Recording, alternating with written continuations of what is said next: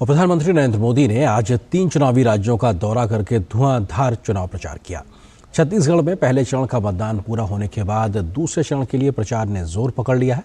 PM Modi ने छत्तीसगढ़ के सूरजपुर में जनसभा को आज संबोधित करते हुए महादेव ऐप मामले को लेकर भूपेश बघेल की सरकार को फिर से निशाने पर लिया। इसके अलावा प्रधानमंत्री ने मध्य प्रदेश के सीधी और तेलंगाना के हैदराबाद में भी विशाल जनसभा को आज संबोधित किया। छत्तीसगढ़ के सूरजपुर में जनसभा को संबोधित करते हुए प्रधानमंत्री नरेंद्र मोदी ने कांग्रेस पर राज्य की जनता के साथ विश्वासघात करने का आरोप लगाया। उन्होंने कहा कि एक तरफ भाजपा का संकल्प पत्र है और दूसरी तरफ कांग्रेस का झूठ का कारोबार। प्रधानमंत्री ने कहा कि बीजेपी महादेव सट्टेबाजी घोटाले में दूध का दूध और पानी का पानी करके रहेगी। उन्होंने कहा कि राज्य के युवाओं और बच्चों को बर्बाद करने वालों को जेल जाना ही होगा। मुख्यमंत्री कार्यालय यहां सट्टेबाजों का अड्डा कैसे बना हुआ था? और ये कक्का आपका, सब लोग तो कहते हैं 30% कक्का, 30% कक्का, खुलेआम सट्टा। जो घोटाले का सबसे बड़ा आरोपी है वो टीवी पर आकर कह रहा है कि उसने मुख्यमंत्री को 500 करोड़ रुपए से ज्यादा रिश्वत दी है। अब आपको सबूत की जरूरत है क्या?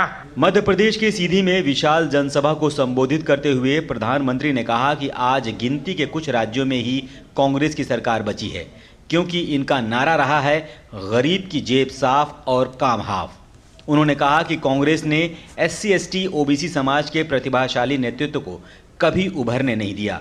दलितों और आदिवासियों की बुरी स्थिति के लिए भी उन्होंने कांग्रेस को जिम्मेदार ठहराया।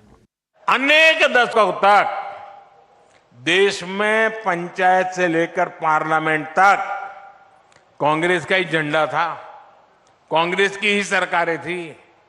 लेकिन आज गिनती के कुछ राज्यों में ही बची है। जरा सोचिए, गुत्थी सुलझाइए, ये इनकी बर्बादी ऐसी क्यों हुई, इनका ऐसा पतन क्यों हुआ?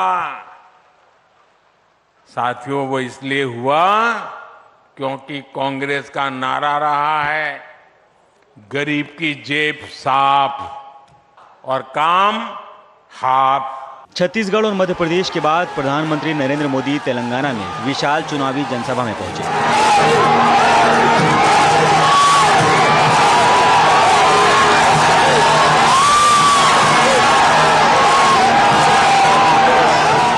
हैदराबाद में विशाल जनसभा को संबोधित करते हुए उन्होंने राज्य की BRS सरकार को जमकर घेरा। तेलंगाना में बदलाव की जो आंधी चल रही है उसे इस विशाल जनसभा में भी महसूस किया जा सकता है। आप लोग तेलंगाना के कोने कोने से आए हैं और अपने साथ एक स्पष्ट संदेश भी लाए हैं। तेलंगाना का विश्वास अब बीजेपी पर है। पीएम ने कहा, भय, भ्रष्टाचार और परिवारवाद की समस्या से तेलंगाना की जनता ऊब चुकी है।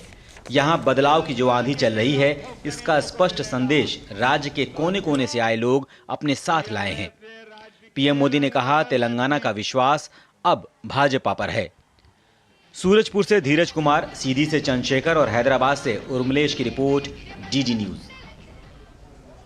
बुलेटिन के सबसे पहले हमने आपको दिखाई थी भारत की अर्थव्यवस्था से जुड़ी हुई किस प्रकार